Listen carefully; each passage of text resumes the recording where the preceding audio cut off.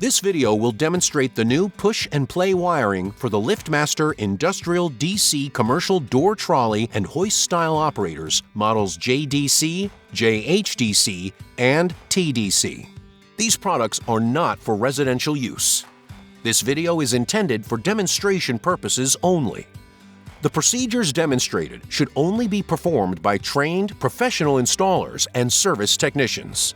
Safe operation and servicing requires that you follow all instructions and safety advisories found in the manual. To locate a trained professional installer or service technician, go to liftmaster.com/locate-a-dealer. The new terminal connections on the operator main board now have push and plug quick connects.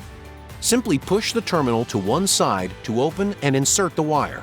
Releasing will lock it in place. For your safety, the high voltage connections will stay open until you manually close them by manually pushing them back up.